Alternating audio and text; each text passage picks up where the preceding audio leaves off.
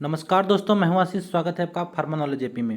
दोस्तों आज हम बात करेंगे thyroid disorder, hypo and hyperthyroidism क्या होता है। दोस्तों डी फार्मा सेकेंड ईयर का फार्माकोथेरेप्यूटिक सब्जेक्ट है दोस्तों, जो कि मेरा पहले से ही जो वीडियो बन रहा है लगातार बन रहा है इस पर। ठीक है, तो वीडियो को दोस्तों ज़्यादा से ज़्यादा शेयर करिएगा और लाइक करिएगा और कमेंट दोस्तों जरूर करिएगा। कंप्लीट इसका जानेंगे दोस्तों। बहुत छोटा टॉपिक है, इसीलिए मैं हाथ से नहीं लिखा हूँ इसको, तो इसमें कुछ काटने के लिए नहीं है दोस्तों, इतना पूरा आपको लिखना ही लिखना पड़ेगा। तो चलिए पहले थोड़ा सा समझते हैं दोस्तों थायराइड डिसऑर्डर क्या होता है।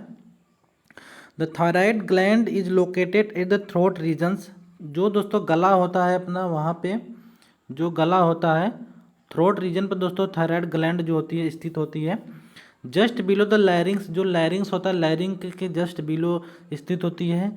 It measure about 2 inches across, और इसकी जो लेंथ होती है वो 2 इंच की होती है। ठीक, there are two main thyroid hormones, T3 होता है और T4 होता है। T4 को दोस्तों बोलते हैं थायरोक्सिन और T3 के बोलते हैं ट्राई आइडोथायरोनिन। ठीक है दोस्तों, दो हार्मोन्स रिलीज होते हैं T3 और T4। तो T3 को बोलते हैं ट्राई आइडोथायरोनिन और T4 को बोलते हैं thyroxine.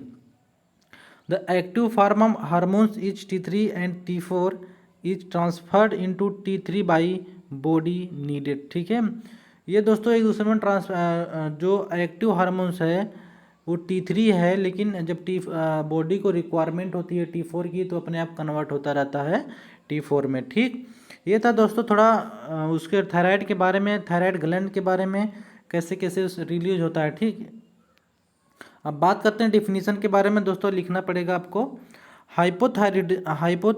हाइपोथायरिडिज्म is condition in which thyroid gland is under active and produce too little thyroid hormones. Hypo मतलब दोस्तों होता है कम, हाइपर मतलब होता है ज़्यादा। तो हाइपो मतलब क्या कह रहा है, ये लाइन कह रहा है दोस्तों, हाइपोथायरिडिज्म एक ऐसी कंडीशन है जो थायराइड ग्लैंड से होती है, वो हार्मोन्स का सिक्रिएशन दोस्तों कम करती है। ठीक है, कम करने लगती है, तो उसको बोलते हैं हाइपोथायरिडिज्म। ठीक, in hyperthyroidism the thyroid glands over active and produce too much thyroid hormones. इसमें हाइपर में क्या बोला है, ज़्यादा से ज़्यादा मात्रा में जो थायराइड ग्लैंड है हार्मोन्स को सिक्रिएट कर रही है, इसीलिए इसको हाइपर थायरॉयडिज्म दोस्तों बोलते हैं। ठीक, यहाँ तक दोस्तों समझ में आ गया होगा। हाइपो मतलब कम और हाइपर मतलब ज़्यादा। अगर ज़्यादा सिक्रेट करेगी तो हाइपर और कम सिक्रेट करेगी तो हाइपो। ठीक, the difference between hypothyroidism hypothyroidism from normal thyroid are given the figure number 4.2। ठीक है, चलते फिगर में देखते हैं दोस्तों। अब देखते हैं, यहाँ देखते हैं ये नॉर्मल है दोस्तों, इसमें कोई भी ये एकदम नॉर्मल है जो आप देख रहे हैं, ये नॉर्मल थायराइड है जैसे रहता है, ये लैरिंग से नीचे थायराइड है। इसमें आप देख ले, ये नॉर्मल जो एक दिया गया 2 लाइन है, एक लाइन ये, एक लाइन ये, एक लाइन ये है दोस्तों। तो ये जो लाइन है वो छोटा है, देखिए कितना बढ़ चुका है, इसको बोलते हैं हाइपर। ठीक, नॉर्मल से थोड़ा बढ़ गया इसको बोलते हैं हाइपर, और ये नॉर्मल से घट गया है थोड़ा, उसको बोलते हैं हाइपो। ठीक, अब इसमें जैसे कि अगर कम सिक्रिएट करेगा दोस्तों तो जो थायराइड ग्लैंड होती है वो छोटी हो जाएगी, और ज़्यादा सिक्रिएट करेगा तो वो बड़ी हो जाएगी, और अगर नहीं सिक्रिएट करेगा, आपका थायराइड नॉर्मल है, तो वो अपने जैसे कि जितना उसका साइज है उतने में ही बना रहेगा। ठीक, अब चलते हैं बात करते हैं दोस्तों इटियोपैथोजेनेसिस में हाइपोथायराइड क्यों होते हैं और हाइपर थायराइड क्यों होती है। तो पहले हाइपो के बारे में बात करेंगे। इटियोपैथोजेनेसिस आप हेडिंग डालेंगे, हेडिंग के नीचे भी एक हेडिंग डालेंगे हाइपोथायरिडिज्म। ठीक, हाइपोथायरिडिज्म के कारण क्या क्या है। तो हाइपो में इनसफिशिएंट थायराइड हार्मोन्स, मतलब थायराइड हार्मोन्स आपके प्रॉपर तरीके से नहीं बन पा रहे हैं, इसीलिए हाइपोथायरिडिज्म हो रहा है। Iodine deficiency common causes in the world. दुनिया में दोस्तों आयोडीन की कमी के कारण ही थायराइड जो डिजीज होती है इसीलिए। ठीक, कंजेनिकल हो सकता है दोस्तों, पैदाशी हो सकता है, जन्मजात हो सकता है। ठीक, ऑटो इम्यून मीडिएशन है दोस्तों, कभी भी हो सकता है। जैसे कोई आपको बीमारी है हार्ट से रिलेटेड, डायबिटीज़ है और बीपी है, तो उसमें थायराइड की संभावना होने की ज़रूरत ज़्यादा रहती है। ठीक, चलिए आगे बढ़ते हैं। शेवर इन्फेक्शन के कारण भी हाइपोथायरिडिज्म हो सकता है दोस्तों। ट्रॉमा, थायराइड, पिट्यूटरी और हाइपोथैलेमस। अगर आपके पिट्यूटरी ग्लैंड में कहीं चोट वगैरह लग गया दोस्तों, हाइपोथैलेमस में कुछ दिक्कत आ गई है, ठीक, गले में चोट वगैरह लग गया है, तो थायराइड आपको हो सकता है, ठीक। पिट्यूटरी ट्यूमर वही चीज़ है दोस्तों, ठीक। चलते हैं बात करते हैं हाइपरथायरॉयडिज्म में। हाइपरथायरॉयडिज्म क्या होता है, इसमें थोड़ा समझना पड़ेगा दोस्तों।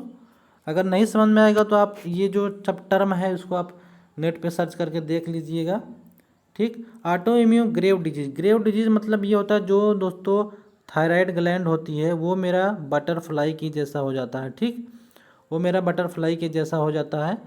उसी में क्या क्या आता है, autoimmune condition associated with diffuse thyroid enlargement, जो ये क्या करता है, जो थायराइड डिफ्यूज करता है, थायराइड जो बढ़ा हुआ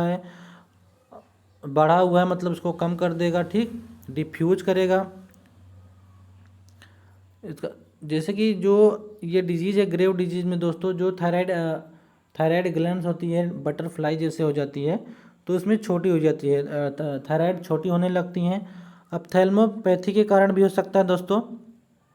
अप्थेल्मोपैथी मतलब आई से रिलेटेड कोई डिजीज है तब भी हो सकता है। एनप्रोप्टोसिस मतलब दोस्तों आँख में ये आप नेट में सर्च करके देख लीजिएगा इसका मतलब क्या होता है, इसका मतलब क्या होता है दोस्तों, तब आपको समझ में आ जाएगा, ठीक है। लेकिन लिखना दोस्तों जरूर पड़ेगा।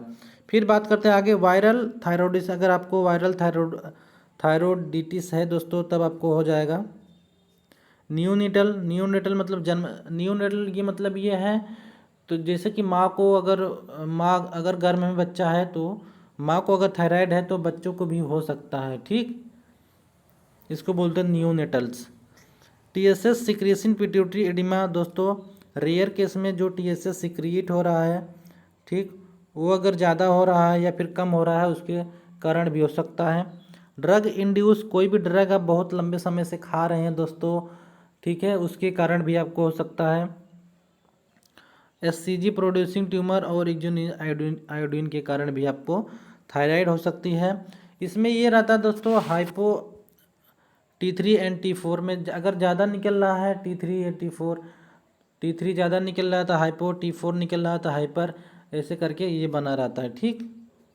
चलिए दोस्तों इसके बारे में बात करेंगे, इसके जो ट्रीटमेंट है क्या क्या इसमें दवा यूज होती है क्लिनिकल मैनिफेस्टेशंस में। क्लिनिकल मैनिफेस्टेशन पे आप ध्यान से देखेंगे दोस्तों, एक एक चीज़ इसमें से आप कुछ चीज़ अवॉइड कर सकते हैं लेकिन कुछ चीज़ अवॉइड नहीं कर सकते हैं, आपको अच्छा नंबर मिलेगा। हाइपो में क्या क्या दिक्कत होती है और हाइपर में क्या क्या दिक्कत होती है, दो कंडीशन है दोस्तों, समझने लायक है। तो क्लिनिकल मैनिफेस्टेशन में दो हेडिंग है, हाइपोथायरॉयडिज्म और हाइपरथायरॉयडिज्म। तो हाइपो में हम बात करेंगे क्या क्या सिम्टम्स आते हैं, क्या क्या लक्षण आते हैं, ठीक। चलिए देखते हैं। Major symptom included fatigueness, cold, sensitivity, constipations, dry skin, unexplained weight gain. इस हाइपो में दोस्तों आपका क्या करेगा, आपका वेट लगातार गेन होता रहेगा, यही मेन कारण है, यही मेन सिम्टम है दोस्तों हाइपोथायरॉयडिज्म की, ठीक। फिर बात करेंगे इसमें से कुछ चीज़ें जो दो बार दे दिए उसको छोड़ देंगे दोस्तों। नेल्स, कॉन्स्टिपेशन आपको हो सकते हैं, ड्राई स्किन हो सकता है, इनलार्ज थायराइड ग्लैंड लार्ज हो सकती है, जो कोलेस्ट्रॉल लेवल है दोस्तों आपके बॉडी में हाई हो सकता है, और इनरेगुलर यूट्रीन ब्लीडिंग्स, इरिटेबिलिटी हो सकता है दोस्तों, sensitivity, cold, sexual dysfunction, slow heart rate and sluggishness and weight gain, ये सब दोस्तों आपको हो सकते हैं। वेट गेन दोस्तों दो बार दे दिया है तो आप इसको नहीं लिखेंगे, यहाँ पर वेट गेन एक बार हो चुका है, ठीक। इसमें से जो आपको सरल लग रहा है दोस्तों आप उसको नोट्स में उतार लीजिए, ठीक, जितना आप याद कर सकते हैं। फिर बात करेंगे हाइपरथायरॉयडिज्म में। हाइपरथायरॉयडिज्म में क्या क्या सिम्टम्स आते हैं, इसमें दोस्तों आपका वेट लगातार लॉस होगा, उसमें गेन हो रहा था हाइपो में लेकिन हाइपर में वेट लॉस होगा। रैपिड और इरेगुलर हार्ट बीट हो जाएगा, स्वेटिंग, पसीना आएगा दोस्तों आपको, और एक्सेस स्वेटिंग और ज़्यादा से ज़्यादा पसीना आएगा दोस्तों, एक्सेसिव हंगर, ज़्यादा भूख लगेगा, फैटिगनेस आएगी, ठीक। हाइपर एक्टिविटी, इरेबिलिटी और इरिटेबिलिटी दोस्तों दो तीन बार दे दिया है तो उसको आप जो भी अच्छा लगे, जो भी आपको याद हो जाए उसको आप छाट के लिख लीजिएगा नोट्स में, ठीक। फिर बात करेंगे, आगे चलते हैं। Puffy I in regular menstruation short and long time, जो आपका पीरियड टाइम है दोस्तों, जो महिलाएं होती हैं उनको अगर थायराइड हुआ है तो क्या करेंगे, इन जो पीरियड आता है दोस्तों उन लोगों को मेंस्ट्रुएशन जो होता है वो इनरेगुलर हो जाएगा, कभी लेट आएगा कभी फास्ट आएगा। ठीक, सोने में दोस्तों दिक्कत होगी, वेट लॉस होगा और डायरिया, हेयर लॉस, डायरिया भी हो सकता है, muscles weakness and trimmer, warm skin और आपकी बॉडी हमेशा गर्म रहेगी। ठीक, ये होता है हाइपरथायराइडिज्म के लक्षण। इसमें से कुछ चीज़ आप मत लिखिएगा, जो आपको याद हो जाए वही लिखिएगा, कोई पूरा लिखना जरूरी नहीं है दोस्तों। ठीक, पेपर में दोस्तों इतना लिखना जितना कि एग्जामिनर समझ ले और आपको अच्छा से अच्छा नंबर दे दे। ज़्यादा गोचने गाचने की ज़रूरत नहीं है दोस्तों, कुछ भी लिखिए, थोड़ा लिखिए लेकिन सॉलिड लिखिए और सही लिखिए। चलिए, नॉन फार्माकोलॉजिकल मैनेजमेंट के बारे में बात करेंगे, इसके बाद फार्माकोलॉजिकल मैनेजमेंट के बारे में बात करेंगे। नॉन फार्माकोलॉजिकल में life style, smoking, weight loss. ठीक है, अगर आपका वेट गेन हो रहा है दोस्तों हाइपो में तो आप उसको वेट लॉस करिए, जैसे कि लाइफ स्टाइल चेंज करके, फर्दर एक्सरसाइज वगैरह करके। ठीक, हाइपर में quitting smoking particularly with grave up, ठीक, पार्टिकुलरली विथ ग्रेव्स अप्थेल्मोलॉजी। आपकी जो आँख में दिक्कत है दोस्तों उसको ठीक कराइए, और स्मोकिंग अगर आप कर रहे हैं तो उसको बंद कर दीजिए। फार्माकोलॉजिकल मैनेजमेंट में हाइपोथायराइडिज्म में दोस्तों देते हैं लियोथायरॉक्सिन T4, 25 mg 50 mg में आता है दोस्तों, 100 mg में भी आता है, उसको आप दे सकते हैं। और हाइपरथायराइडिज्म में दोस्तों carbimazole and propylthiouracil, radio iodine treatment avoid contact pregnant women and small children. जो रेडियो आयोडीन ट्रीटमेंट होता है दोस्तों उसको अवॉइड करना चाहिए प्रेग्नेंट वुमेन के लिए और बच्चों के लिए, बच्चों में भी दोस्तों थायराइड होता है। ठीक, ये था दोस्तों फार्माकोलॉजिकल नॉन फार्माकोलॉजिकल मैनेजमेंट। तो नोट्स में अपने लिख लीजिएगा दोस्तों और याद कर लीजिएगा, क्योंकि इसमें दोस्तों सभी डिजीज़ पढ़ना है, इस सब्जेक्ट में नया सब्जेक्ट है तो इसमें से इम्पोर्टेंट क्वेश्चन निकालना थोड़ा मुश्किल हो जाएगा, लेकिन फिर भी आपको इम्पोर्टेंट क्वेश्चन मिल जाएगा एग्जाम आते आते। तो वीडियो पूरा देखने के लिए दोस्तों धन्यवाद। मिलते हैं दोस्तों नेक्स्ट वीडियो में नेक्स्ट टॉपिक के साथ। ठीक है, वीडियो को दोस्तों ज़्यादा से ज़्यादा आप लोग शेयर करिएगा और कमेंट दोस्तों जरूर करिए किस टॉपिक पे वीडियो बना रहा, वीडियो अच्छा लगा या नहीं अच्छा लगा। ठीक है।